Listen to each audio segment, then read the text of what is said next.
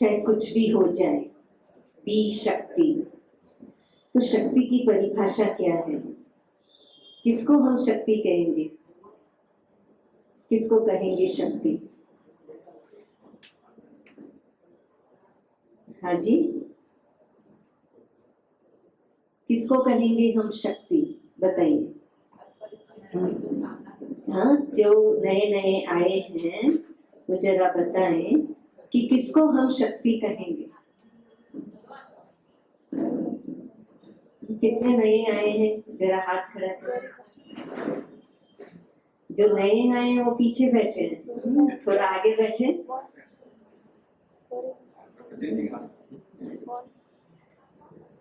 किसको कहेंगे शक्ति? बताइए। जो शरीर से एकदम स्वस्थ है, शक्तिशाली कहेंगे ना। जो हट्टे कट्टे हैं, स्वस्थ हैं, उनको कहेंगे शक्ति। हाँ जी, आत्मविश्वास को शक्ति कहेंगे। और मन से फिट, सिर्फ शरीर से फिट नहीं, मन से फिट, मन से जो फिट है, जो स्ट्रॉन्ग है, उनको कहेंगे शक्ति। पक्का? अच्छा, और किसको कहेंगे शक्ति? जो सच बोलते हैं, कुछ भी हो जाए सच बोले, वो है शक्ति। देखो कितनी अच्छी अच्छी बातें आ रही हैं। तो आज जो हम ये चर्चा करेंगे शक्ति के ऊपर, आदान प्रदान करेंगे, क्योंकि आप सभी अनुभवी हैं शक्ति रूप बनना, और आप शक्तिशाली हैं तभी तो आप इधर आए हो, तभी तो यहाँ आए हो ना। क्योंकि यहाँ आने के लिए भी क्या चाहिए? शक्ति चाहिए ना। क्योंकि बहुत सारी परिस्थितियां आती हैं, सारे दिन में बहुत सारी बातें आती हैं। जब से आपको ये प्रोग्राम मिला तब से कुछ न कुछ बातें ऐसी आई होगी, आपको लगता होगा पता नहीं हम जा पाएंगे या नहीं जा पाएंगे, क्या होगा, जाए न जाए। लेकिन फिर आपने निर्णय कर ही लिया कि नहीं, जाना ही है, और आप इधर आ ही गए। तो इसका कारण क्या था? क्यों ऐसा हुआ? आपने क्या आजमाया? क्या आजमाया आपने? अपनी शक्ति को। कौन सी शक्ति को आजमाया? यहाँ आने के लिए शारीरिक शक्ति को आजमाया, इच्छा शक्ति, आपके विल पावर को आजमाया, उसको आपने प्रैक्टिकल में लाया। तो जब हम कहते हैं कि हमें शक्ति बनना है, चाहे कुछ भी हो जाए, तो वो क्या, किस सिचुएशन में बनना है? मान लीजिए आप घर में हैं, कारोबार में हैं, या फिर आप ऑफिस में हैं, आप कोई प्रोजेक्ट पे काम कर रहे हैं, ठीक है, और काम करते करते आपके साथ जो काम कर रहे हैं वो कुछ ना कुछ टॉन्ट मार देते हैं, क्रिटिसाइज कर देते हैं, कुछ ना कुछ ऐसा कह देते हैं जो आपको अच्छा नहीं लगता है, और कंटिन्यूअसली नैगिंग करते रहते हैं।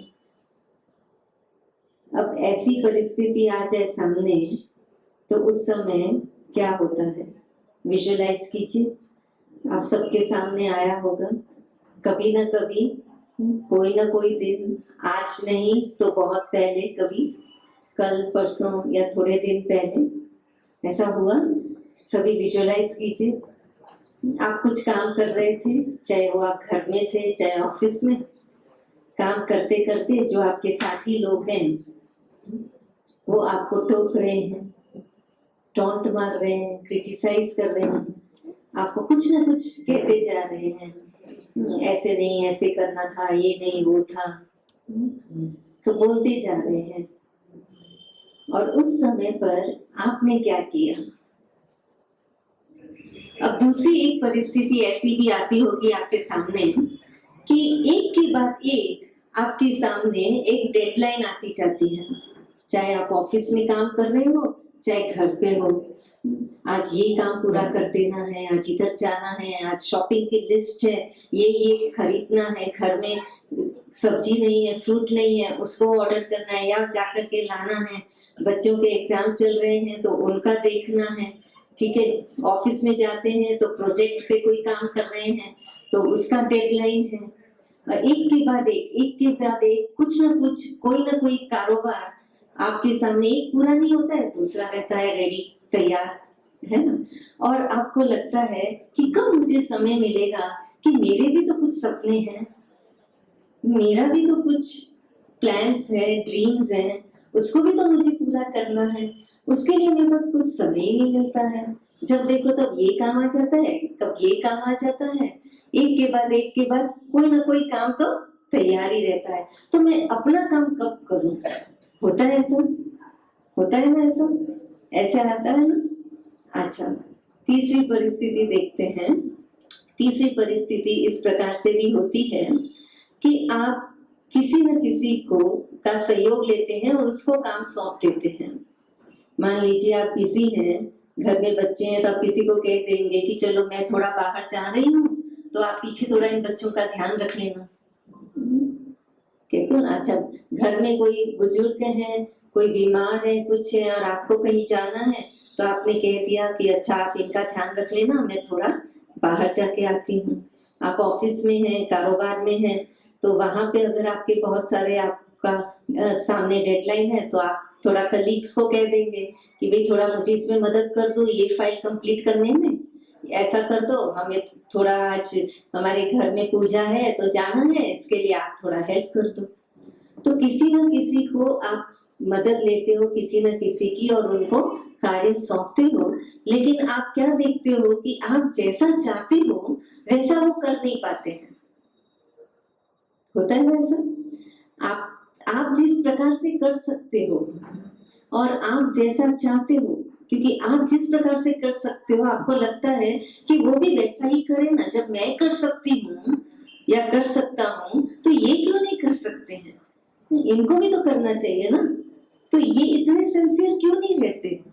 तो आपके मन में भी क्या हो जाता है, ऐसी परिस्थिति में उनको देख करके क्या होता है, अंदर में एक इरिटेशन आ जाता है, एक चिड़चिड़ापन आ जाता है, और हम उनको लेबल लगाना शुरू कर देते हैं, ये तो बहुत इनसिंसियर है, ये तो कुछ काम के नहीं है, कहना शुरू कर देते हैं। तो कोई भी परिस्थिति है, हम सभी देखो एक ही नाव में है, हर एक के पास ऐसी परिस्थितियां आती हैं, हम सभी के पास ऐसी परिस्थितियां आती हैं। अब जब ऐसी परिस्थिति आती है तब हमारे पास दो चॉइसेस रहते हैं, दो ऑप्शन रहते हैं हमारे पास। एक ऑप्शन है जो हम करते आए हैं और करते रहते हैं। वो कौन सा ऑप्शन हम यूज करते हैं, कौन सा ऑप्शन हम यूज करते हैं, कोई क्रिटिसाइज करता रहता है तो हम क्या करते हैं, हम उसको पर्सनली ले लेते हैं, उन शब्दों को फील करते हैं, अंदर में हर्ट फील करते हैं, अंदर में दर्द महसूस होता है, और क्या करेंगे, तुरंत उसी टोन में वापस जवाब भी दे देंगे, रिएक्शन तुरंत कर देंगे, उसी टोन में वापस जवाब दे देंगे। अब तक तो हम बहुत अच्छे थे, बहुत अच्छे से बात कर रहे थे, लेकिन बस थोड़ा यहाँ से क्या आया, एक स्टिमुलस, इस प्रकार से एक किसी ने कुछ कह दिया और हमारी भाषा ही बदल जाती है, तुरंत वही टोन हम कॉपी कर लेते हैं, करते हैं ना ऐसा। और यदि मान लीजिए डेडलाइन पे डेडलाइन है और हमको लगता है कि हमारे पास समय नहीं मिल रहा है, तो तुरंत क्या करेंगे, ब्लेम करना शुरू कर देंगे, इसके कारण आज मेरे हाल ऐसे हैं, मैं जो चाहती हूँ वो कर नहीं पाती हूँ, पता है क्यों, इनके कारण, ये ऐसे है ना, ये इनका कभी सहयोग नहीं मिलता, इसके लिए मैं जो चाहती हूँ, मेरे जो सपने हैं वो तो मैं कभी पूरे ही नहीं कर सकती। तो क्या करते हैं हम, फिंगर पॉइंट दूसरों के प्रति, ब्लेम गेम करना शुरू कर देते हैं, करते हैं ना। यहाँ तक कि कभी कभी ऐसा होता है कि भगवान को भी नहीं छोड़ते, उनको भी ब्लेम करना शुरू कर देते, ये भगवान तूने मेरे भाग्य में ऐसा ही लिखा है क्या, या ऐसा ही होना है क्या। और फिर जब दूसरे हमारे एक्सपेक्टेशंस के विपरीत होते हैं तो उनके प्रति और ही घृणा भावना पैदा शुरू हो जाती, फिर वो चाहे अपने ही क्यों ना हो, चाहे वो अपने बच्चे हों, अपने भाई बहन हो, कोई भी हो, अंदर में ऐसा लगता है कि ये तो हमें कभी सहयोगी नहीं दे सकते, हम तो एकदम अकेले रहते। तो हम क्या सोचते हैं, कभी कभी तो इतने अति में कहीं चले जाते हैं। एक ने मुझे अपना अनुभव ऐसा सुनाया, कहते हैं कि वो उनके जो बुजुर्ग घर में थे, बीमार थे, तो वो बोले कि कब ये शरीर छोड़े, ये भी अपने रोग से जो है वो छूटे और हम भी छूटे।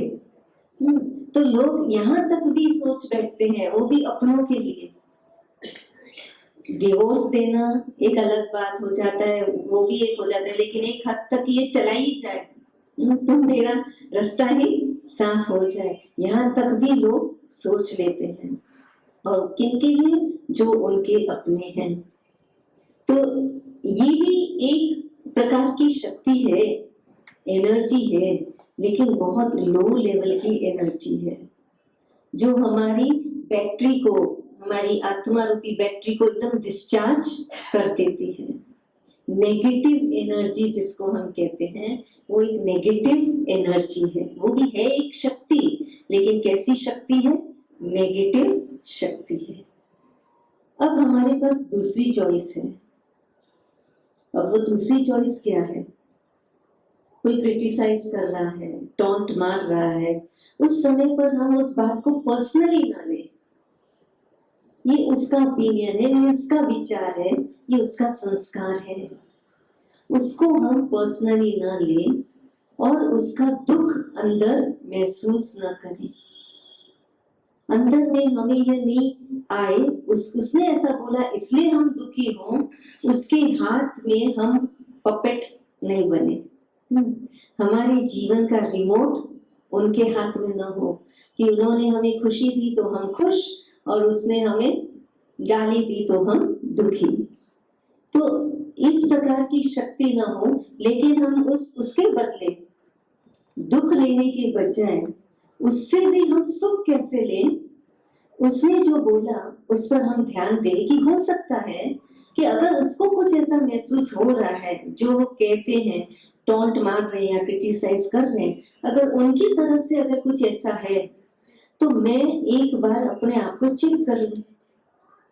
हो सकता है कि मुझे नहीं दिखाई दे रहा है अभी तक, लेकिन मैं अगर अपने आप को चेक कर लूं और देख लूं कि अगर है, नहीं है तो फिर तो ठीक है, कोई बात नहीं, ये उसका ओपिनियन है, उसकी समझ है, उस तक सीमित रहे। और अगर है तो मैं उसको चेंज करूं, उसको दिल से थैंक्स दूं। तो ये है कि कोई कैसा भी व्यक्ति हो, कुछ कैसा भी व्यवहार करे, लेकिन उसको हम पर्सनली ना लेकर एक बार साक्षी होकर के अपने आप को देख लें और फिर उसके बाद उसको एकदम हम साक्षी होकर के वो जो है जैसा है उसको एक्सेप्ट कर लें। उसके प्रति और ही दिल में शुभ भावना हो कि आज अगर उसको ये बात समझ में नहीं आ रही है, कोई बात नहीं, नेक्स्ट टाइम आ जाएगी। कभी कभी होता है ऐसा कि आपने कोई किसी को कहा हो कि अच्छा आपके घर में कोई बहू है या बेटी है, उसको आपने कहा हो कि अच्छा जाकर के बेटा ये सब्जी लेकर आ जाना, ठीक है। और वो जब लाते हैं तो आप देखते हैं कि उसमें से एक कोई नींबू है ना, सड़ा हुआ नींबू निकला, तो आप क्या कहेंगे? तुरंत गुस्से हो जाएंगे, अरे लाते हो तो थोड़ा देख के तो लाया करो, ये कैसा चीज लेकर आ गए। अच्छा, अभी किसी दिन वो नहीं है और आप खुद जाकर के ला रहे हो मार्केट से, ठीक है, और आप ला रहे हो और आपका ध्यान नहीं रहा उस समय पर, मान लीजिए, और आपने घर में आके देखा अरे ये एक नींबू सड़ा हुआ आ गया, तो उस समय आप क्या कहते हो? कोई बात नहीं, आ गया ना, कोई बात नहीं, अगली बार से मैं ध्यान दे दूंगी। होता है ऐसा? मतलब जब हम खुद करते हैं कुछ काम और उसमें अगर कुछ गलत हो जाता है तो तुरंत क्या कहेंगे? कोई बात नहीं, कल से मैं ध्यान दे दूंगी, देख लूंगी, या फिर जाकर के उस सब्जी वाले को वापस कर दूंगी कि इसके बदले में दूसरा दे दो। लेकिन जब दूसरा को देखा कि दूसरे ने ऐसा किया और उसके साथ वो लेकर के आए, तो क्या करते हैं? तुरंत रिएक्शन, थोड़ा भी ध्यान नहीं दे सकते। ऐसा करते हो, आज इतनी महंगाई के जमाने में ऐसी चीज लेकर के आ जाते हो, इतना पैसा देते, इतना करते और ऐसा करते हो, होता है ना ऐसा। लेकिन जब खुद पे आया तब क्या किया? जब खुद पे आया तब रिएक्शन किया? नहीं किया ना, रिएक्शन नहीं किया ना। तो वही हमें देखना है कि जब खुद पे आते हैं तब तो हम रिएक्शन नहीं करते हैं, लेकिन दूसरों को देखते हैं तो तुरंत करते हैं। तो जब दूसरा भी अगर क्रिटिसाइज कर रहे हैं, टॉन्ट कर रहे हैं, तो उस समय पे भी साक्षी होकर के कोई बात नहीं, एक्सेप्ट कर लें, अपने माइंडसेट को ऐसा बना ले। ये है शक्ति। शक्ति वो नहीं है कि हम अपना, जो कहते हैं ना कि अपने आप को ऐसा मॉडर्न बनाएं कि कई बार कहते हैं ना कि नारी के 4 रूप बताते हैं हम लोग, कि एक है जो अनादि रूप है, देवी का रूप जिसको पूजते हैं। दूसरा है ट्रेडिशनल रूप जो घूंघट के अंदर, एक जमाना था जब नारी घूंघट में रहती थी, है ना। और आजकल मॉडर्न रूप क्या हो गया है कि आज कोई समाज के बंधन हमें बांध नहीं सकते, हम हमारे इंडिपेंडेंट विचार हैं और हम इंडिपेंडेंटली आगे बढ़ना चाहते हैं, है ना ऐसा। और उस इंडिपेंडेंस के लिए क्या कर रहे हैं, उस ट्रेडिशनल रूप को रिटेलिएट करने के लिए क्या कर रहे हैं, गुस्से का रूप धारण कर रहे हैं, चिड़चिड़ापन का रूप धारण कर रहे हैं, रुहाब के बजाय रुबाब हो रहा है ना। तो ये बताने को कि हम भी कुछ हैं, हम भी शक्ति है, लेकिन वास्तव में वो शक्ति स्वरूप नहीं है। अगर हम उस रीति से अपना शक्ति स्वरूप बताना चाहते हैं तो वो हमारा शक्ति रूप नहीं है, वो तो और ही डिपेंडेंट रूप है, इंडिपेंडेंट नहीं है। क्यों? क्योंकि इंडिपेंडेंस का मतलब क्या होता है, जो इन प्लस डिपेंडेंट है, अर्थात इन अर्थात जो अंदर है, जो यहाँ अंदर मेरी स्थिति है, उस स्थिति, कौन सी स्थिति, मेरी जो आत्मिक स्थिति है, आत्मिक की जो मेरी अनादि गुण है, प्रेम, शांति, आनंद, शक्ति, उन गुणों के ऊपर मैं डिपेंडेंट रहूं, वो इंडिपेंडेंस है। बाहर जो हम देह के भान में आकर के जो करते हैं और उसको हम इंडिपेंडेंस कहेंगे, तो वो इंडिपेंडेंस नहीं है, वो तो और ही डिपेंडेंस है। हम उस पर और ही डिपेंडेंट हो गए। कैसे? किसी ने क्रिटिसाइज किया और अगर हमने टॉन्ट मार के तुरंत उसी टोन में बोल दिया, तो क्यों बोला? क्योंकि सामने वाले ने ऐसा किया, इसीलिए बोला।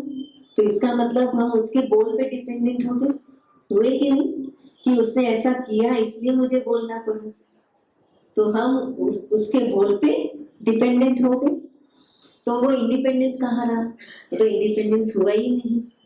इसलिए शक्ति क्या है, इंडिपेंडेंस क्या है, अपने आत्मिक नेचुरल गुण जो है, हमारा प्रेम का जो गुण है, उस प्रेम के गुण पे डिपेंडेंट, कि चाहे कुछ भी हो जाए, वो कैसा भी बोले, कैसा भी करे, मुझे मेरा प्रेम का स्वरूप नहीं छोड़ना है, मुझे मेरे मधुरता का गुण नहीं छोड़ना है, मुझे उसी में ही रहना है, वैसा ही स्वरूप बनना है, ये मुझे देखना है। और ये कब हो सकता है? उसके लिए हमें परमात्मा शक्तियां देते हैं। जब हम परमात्मा की याद में बैठते हैं, राज्यों का अभ्यास करते हैं, तो उससे हमारे अंदर परमात्मा की शक्तियां आती हैं, जो अष्ट शक्ति के रूप में गायन है, जो अष्ट भुजाधारी दुर्गा को बताते हैं ना, तो वो हमारी अष्ट शक्तियां हैं, जो भुजा के रूप में देवियों को बताया गया है। अब वो शक्तियां कौन सी है? तो उसमें से सबसे पहली शक्ति हम देखते हैं, और वो है विस्तार को संकीर्ण करने की शक्ति, पावर टू विथड्रॉ, डिटैच होने की शक्ति, जिसको हम कहते हैं कछुआ होता है ना, कछुआ। कछुए को देखा है आपने? टॉर्टोइस क्या करता है, कछुआ क्या करता है? जब देखता है कि कोई डेंजर है सामने, कोई परिस्थिति सामने आ रही है, तो कछुआ क्या करता है, उसका जो शेल है उसके अंदर अपने आप को ले जाता है और अपने आप को प्रोटेक्ट कर लेता है। अब अगर कोई क्रिटिसाइज कर रहा है, बहुत सारा डेडलाइन हमारे सामने पे काम चलता जा रहा है, और हम अपने आप के लिए समय नहीं निकाल पा रहे। और तीसरा सिनेरियो क्या देखा कि कोई दूसरा हमारे एक्सपेक्टेशंस के अनुसार काम नहीं कर रहा है। उस समय पर हम क्या करें, हम भी कछुए की तरह बन जाए। कछुए की तरह बन जाए अर्थात क्या करें, हमारे शेल, ये शरीर रूपी शेल के अंदर भीतर यहाँ पे जो हमारी आत्मिक स्थिति है, उस आत्मा की स्थिति का हम ध्यान करना शुरू करते हैं। तो हमें विथड्रॉ होना है, लेकिन व्यक्ति से नहीं। जो हमने देखा कि परिस्थितियों में क्या होता है कि यहाँ के हद तक लोग पहुंच जाते हैं कि ये संसार ही छोड़ के चला जाए तो हम सुखी हो। तो हम क्या चाहते हैं, व्यक्ति से विथड्रॉ होना चाहते हैं या हम परिस्थिति से विथड्रॉ होना चाहते हैं।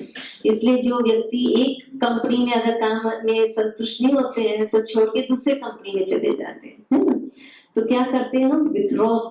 तो ये विथड्रॉ की शक्ति जिसको हम कहते हैं, ये हम यूज करते हैं, लेकिन कभी कभी नेगेटिव वे में यूज करते हैं।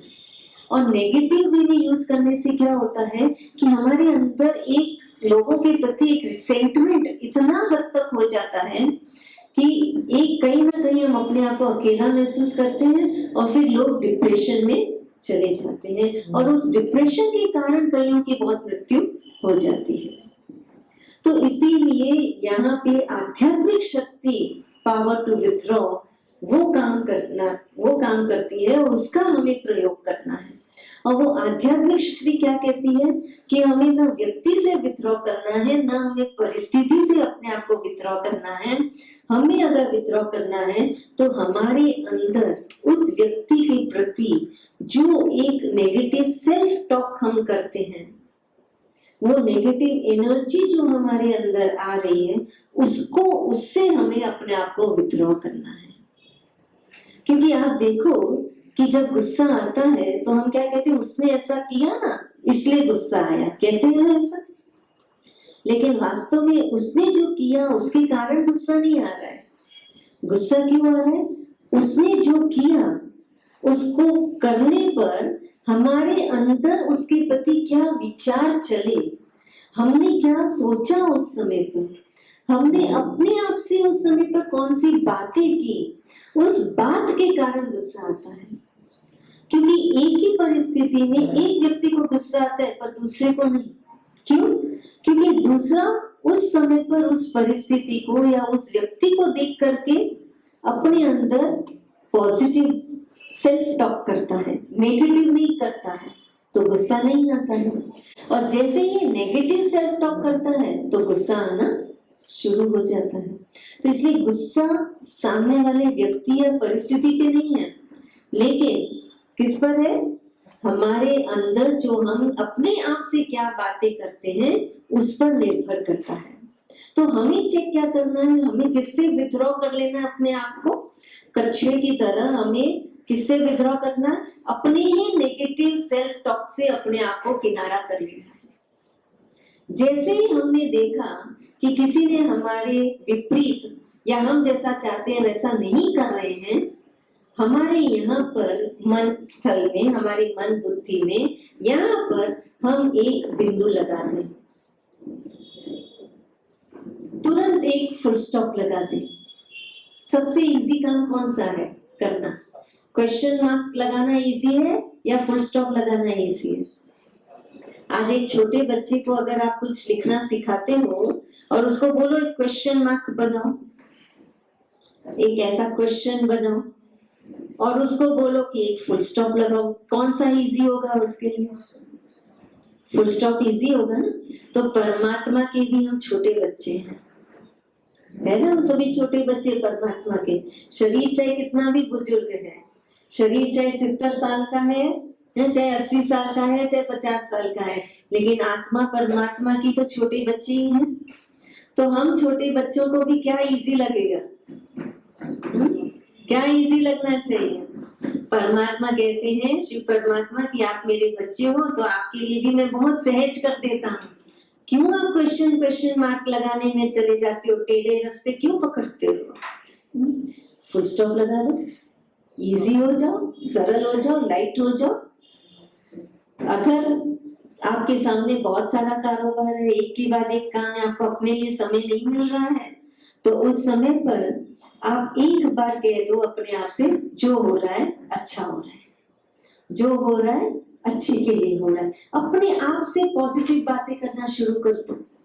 जैसे ही हम ऐसा करना शुरू कर देंगे तो हम दूसरों को ब्लेम नहीं करेंगे। क्यों?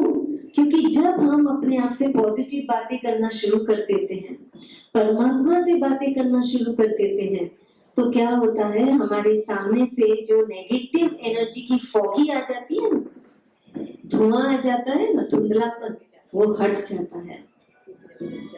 आप देखिए, अगर ये लाइट है, अगर हमने ये स्विच बंद कर दिया लाइट का, तो क्या होगा?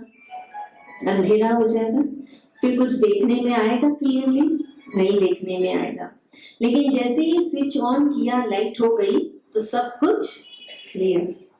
तो जब हम देखते हैं कि कोई भी नेगेटिव परिस्थिति हमारे सामने है या कोई भी अप्रिय बात हमारे सामने आती है, तुरंत हम कछुए की तरह यहाँ भीतर अपने अंदर जाकर के अपने आत्मा की लाइट ऑन करते, भीतर जाकर के परमात्मा की स्मृति का स्विच ऑन करते। जैसे ही हमने ये स्विच ऑन कर दिया, अपनी आत्मा का स्विच ऑन कर दिया, परमात्मा की स्मृति का स्विच ऑन कर दिया, तो ज्ञान का प्रकाश, पॉजिटिव एनर्जी का प्रकाश हमारे अंदर आ जाएगा। और वो प्रकाश जैसे ही आएगा तो नेगेटिव एनर्जी तो ऑटोमेटिकली, मेहनत नहीं करनी पड़ेगी, पुरुषार्थ नहीं करना पड़ेगा। अभी तक हम क्या कर रहे हैं? किसके पीछे मेहनत लगा रहे हैं? नेगेटिव एनर्जी के पीछे।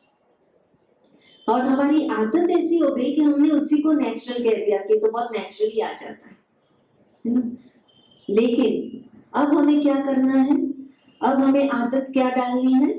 पॉजिटिव एनर्जी की, लाइट ऑन करने की आदत करनी है, अंधेरे में रहने की आदत नहीं करनी।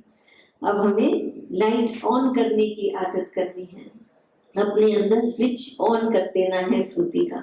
कौन सी स्मृति का स्विच ऑन करना है? पॉजिटिव का, प्रेजेंट में रहने का। इसलिए उसके बाद जो दूसरी शक्ति आती है वो है कि हम समेटने की शक्ति। आप कहीं बाहरगाम जाएंगे तो आप क्या ले जाएंगे? घर में जितना भी सामान है सब कुछ पैक करके ले जाएंगे।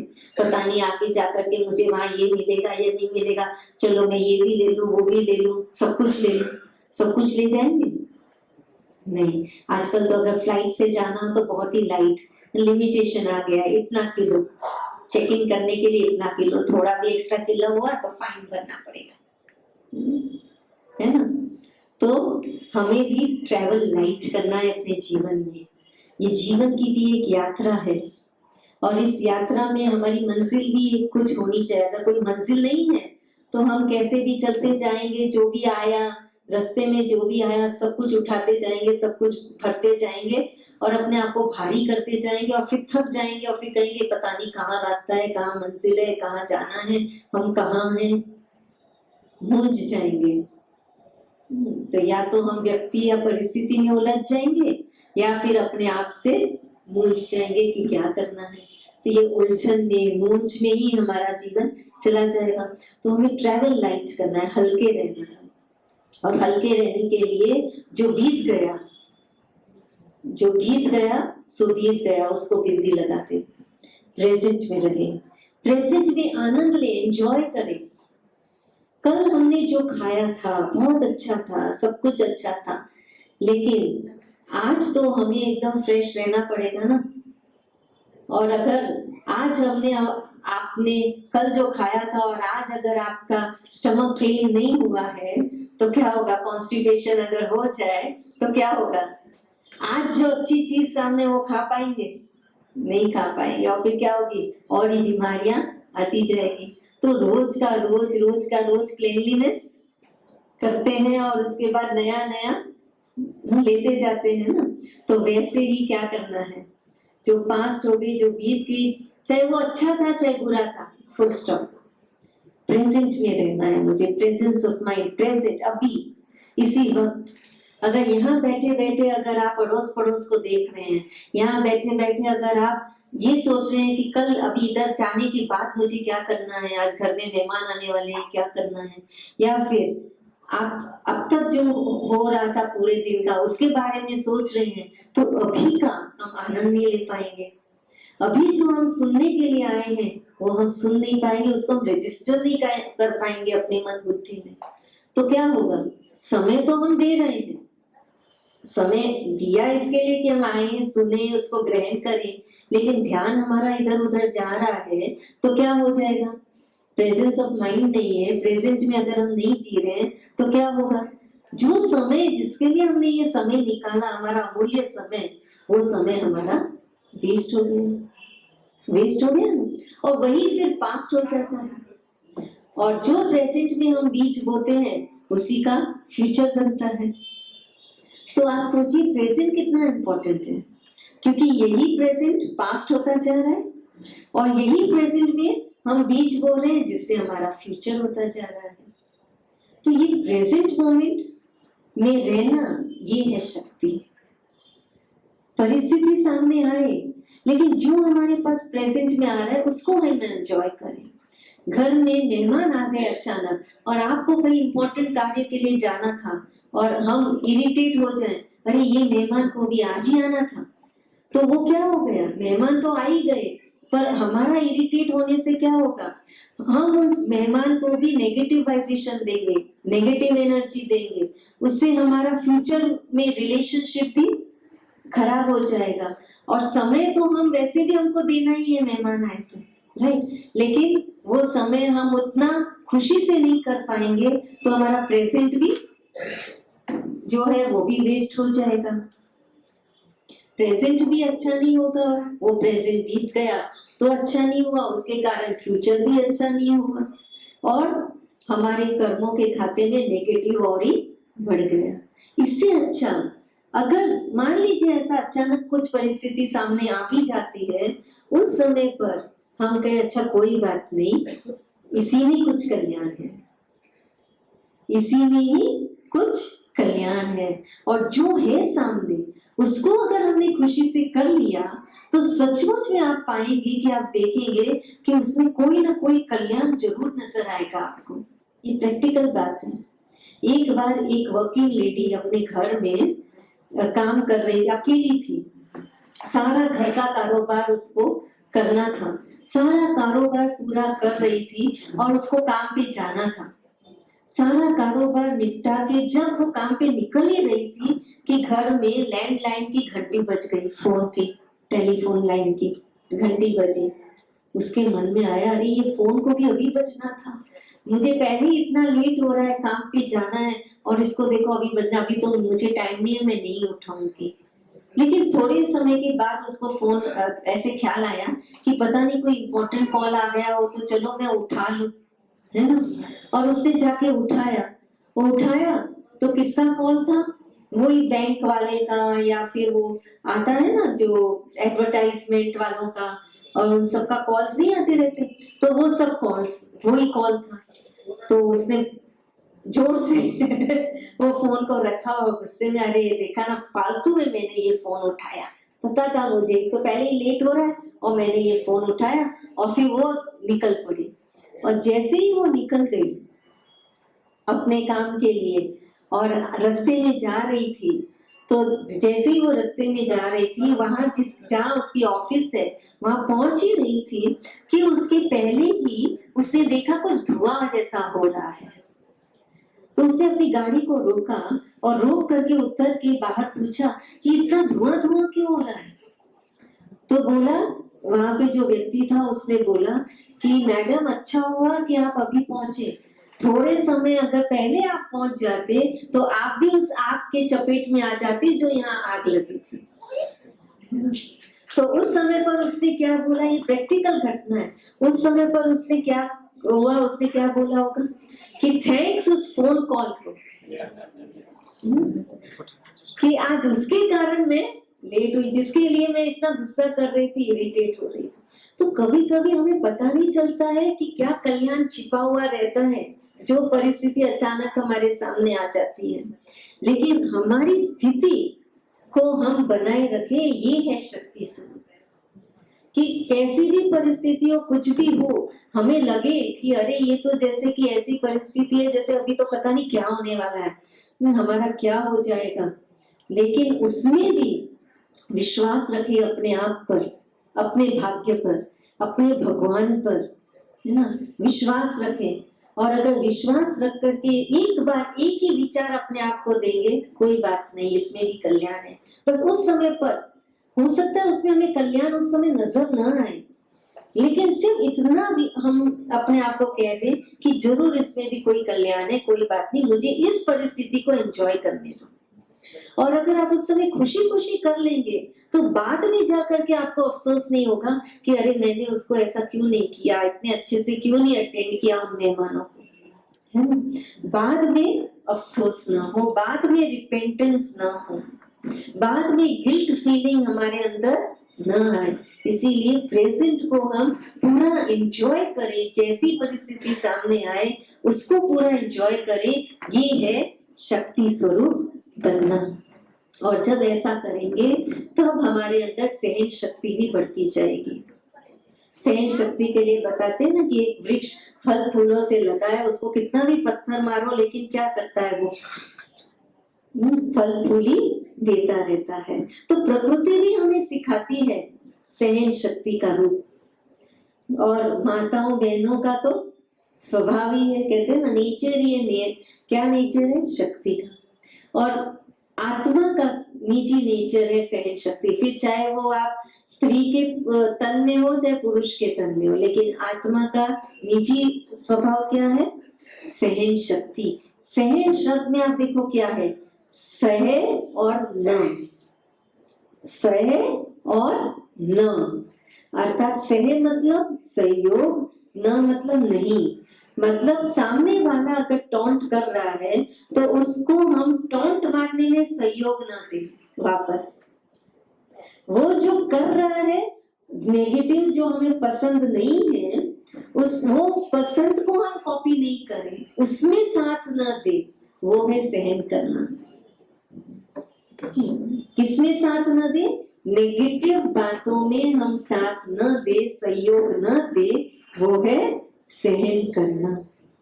तो सहन करने की भी एक बहुत बड़ी शक्ति है कि हम क्या सहन कर रहे हैं, व्यक्ति को सहन कर रहे हैं, परिस्थिति को सहन कर रहे हैं, क्या सहन कर रहे हैं, क्या सहन कर रहे हैं, क्या सहन कर रहे हैं। परिस्थिति को सहन कर रहे तो कौन सहन करेगा, व्यक्ति को सहन करना है तो कौन सहन करेगा, कोई नहीं करेगा। हमें क्या सहन करना है, हमें हमारी स्थिति उस समय पर बनाए रखना है स्टेबल, उसको कहते हैं सहन करना। अगर मन में आया कि मुझे इस व्यक्ति को सहन करना है तो फिर तो भारी हो जाएगा, फिर हल्के नहीं होंगे। लेकिन हमें क्या करना है, हमारी मन की स्थिति को स्थिर रखना है, वो है सहन करना। और ऐसे जब हम सहन करेंगे तो क्या होगा, हमारे अंदर समाने की भी शक्ति आएगी। जैसे सागर होता है, सागर अपने अंदर सब कुछ समा लेता है, चाहे कूड़ा है, किचड़ा है, कुछ भी हो, उसके तले में जाओगे तो क्या मिलेगा, मोती मिलेगी। वैसे अगर देखेंगे तो सागर में नदियां में सब कुछ आ जाता है ना, लेकिन तले में जाओगे तो एकदम स्थिर है और एकदम साफ है और वहां पे हीरे मोती है। तो वैसे ही तले में अर्थात अंदर भीतर वो विथड्रॉ करने की शक्ति आए बाहर के एनवायरनमेंट से और भीतर चले जाएं, हम अपने अंदर चले जाएं, तो हम देखेंगे कि हमारे अंदर आत्मा में ज्ञान रूपी रत्न है और उन रत्नों से हम खेलना शुरू करते हैं पॉजिटिव एनर्जी से। तो समाना अर्थात सब जो है जैसे है उनको वैसे के वैसे एक्सेप्ट कर लेना, एक्सपेक्ट नहीं करना लेकिन एक्सेप्ट कर लेना, स्वीकार कर लेना। स्वीकार कर लेने का मतलब ये भी नहीं है कि जो गलत कर रहा है तो उसको गलत करने ही दे।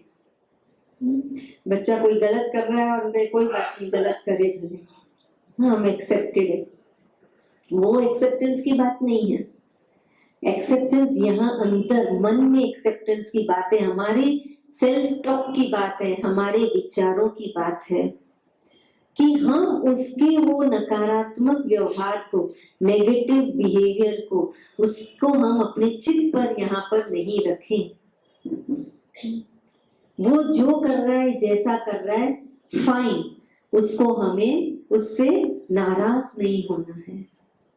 वो है एक्सेप्ट करना कि उसका असर हमारे मन पर न आए, उसका प्रभाव हमारे मन पर न आए, वो है एक्सेप्ट करना। और वो कब होगा? जब हम साक्षी दृष्टा हो जाएंगे, तभी ही समाने की शक्ति भी आएगी। आप देखेंगे जो भी शक्ति अभी हम वर्णन करते जाएंगे, उन सब का आधार है साक्षी दृष्टा, उन सब का आधार है विथड्रॉ होना, अर्थात कछुए की तरह अंतर्मुखी होना, इस मुख के अंतर अपने अंदर जाकर के आत्मिक स्वरूप में रहना और परमात्मा की स्मृति में रहना। सबका आधार यही है। अगर ये एक आधार हम उस पर हमारी जीवन को हम टिका दें, तो बाकी सब कुछ, सारी शक्तियां हमारे अंदर ऑटोमेटिकली आती जाएंगी। हमें और कुछ मेहनत नहीं करना है और कोई पुरुषार्थ नहीं करना है, सिर्फ एक ही पुरुषार्थ करना है कि मैं हूं ही शक्ति स्वरूप, यही अपने आप को करना है। तो ऑटोमेटिकली हमारे अंदर परखने की शक्ति भी आएगी। सामने वाला जो कैसा भी व्यक्ति है, कैसी भी परिस्थिति है, लेकिन मुझे क्या करना है, मेरे लिए क्या सही है, मुझे क्या विचार पैदा करना है अपने अंदर, कौन सा सेल्फ टॉक मुझे क्रिएट करना है, वो परखना और वो निर्णय करना, ये परखना और निर्णय करने की शक्ति हमारे अंदर बढ़ती जाएगी। और जब परखने की, निर्णय करने की शक्ति बढ़ेगी, तब सामना करने की भी शक्ति आएगी। अब सामना क्या, उसने टोंट मारा तो मैंने भी उसी टोन से बोल दिया, सामना किया ना। क्या कहेंगे, किया ना सामना, किया ना अच्छे से सामना। उसने पत्थर मारा, मैंने ईंट से जवाब दिया, किया ना अच्छे से सामना। क्या कहेंगे, किया। तो सामना करने की शक्ति आई अपने अंदर।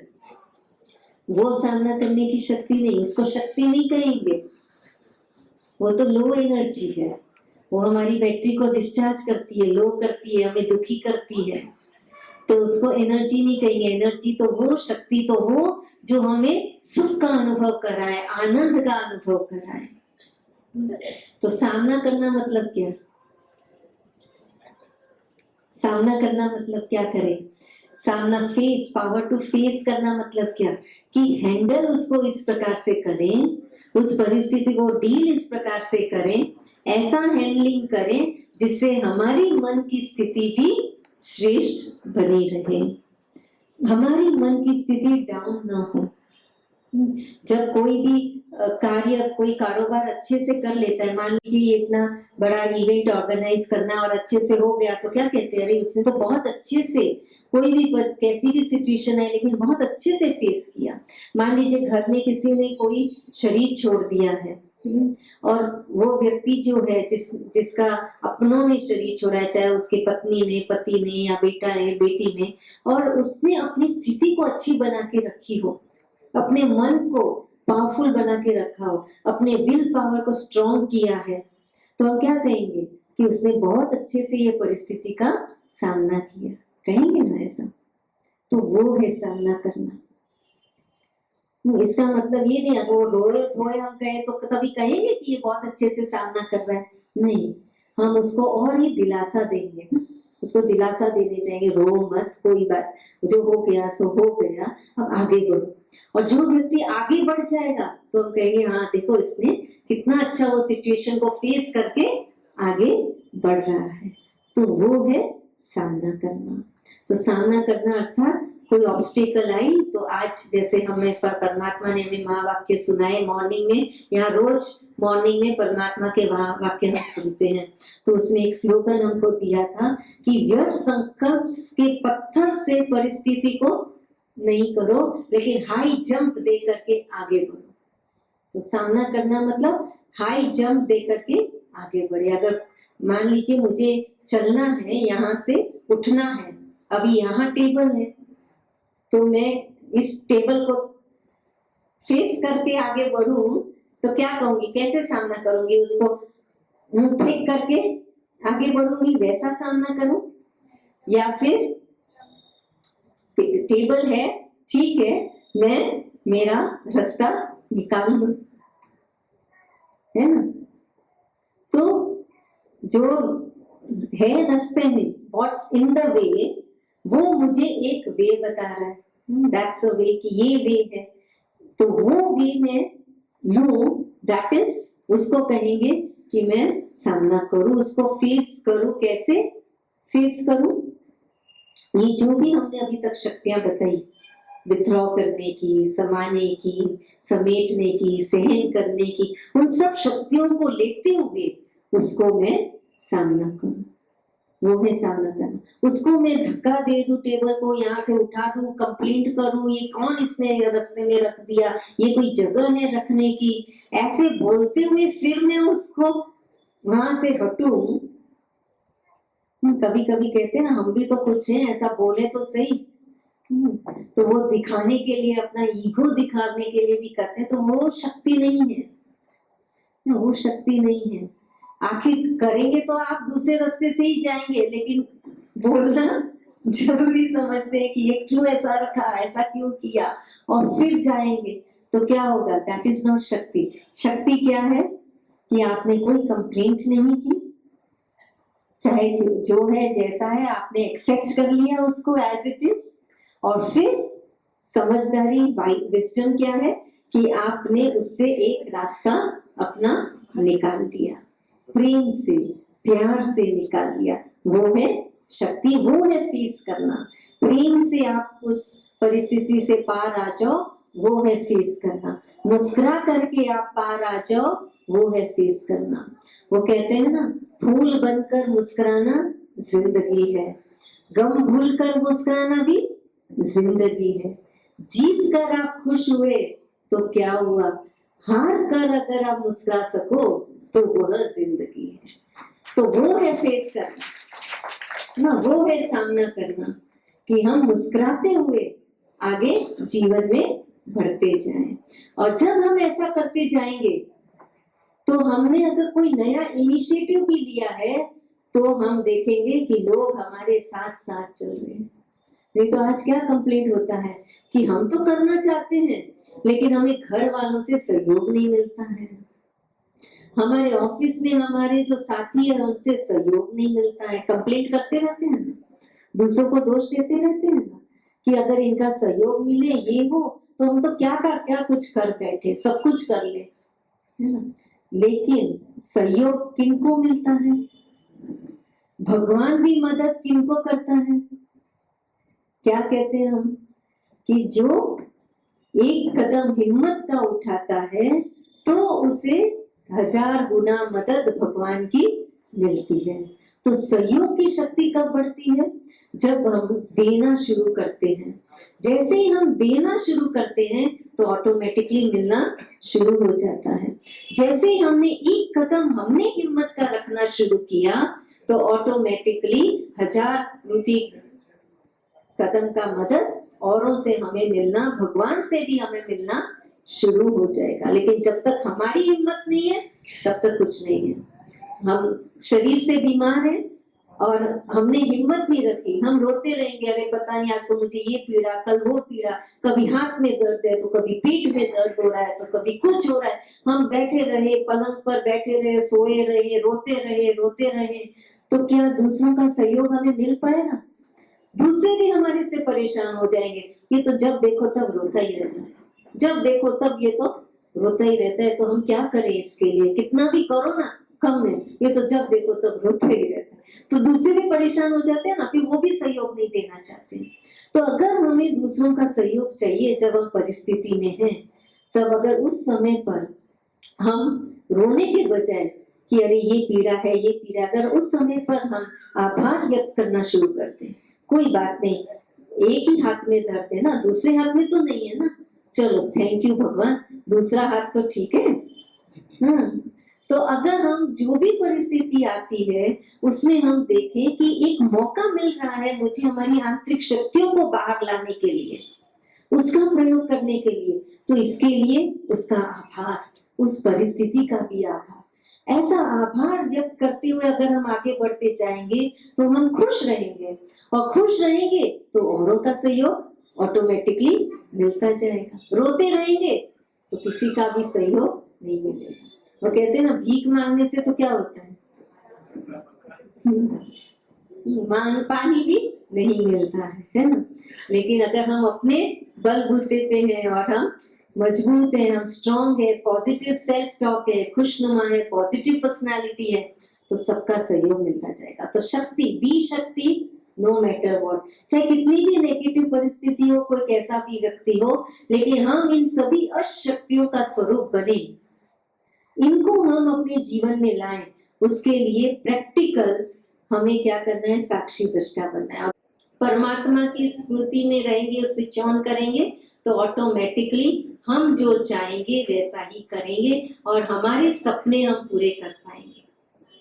हम दूसरों, जो कर रहा है दूसरा व्यक्ति, उसके पीछे उसकी क्या कहानी है उसको समझ पाएंगे, उसके विचारों को समझ पाएंगे, हमारी सुनने की शक्ति बढ़ेगी, तो हमारा कम्युनिकेशन बढ़ेगा, हमारे रिलेशंस अच्छे हो जाएंगे, हम अपने लिए समय निकाल पाएंगे, क्योंकि हम हर चीज को जो प्रायोरिटी देनी है वैसे प्रायोरिटी दे पाएंगे, तो हम अपने लिए भी समय निकाल पाएंगे। मौका मिले जो आएगा हमारे आगे, उसको हम देख पाएंगे, उस मौके को हम यूज कर पाएंगे। वो है शक्ति स्वरूप बनना। Okay, thank you. Om Shanti.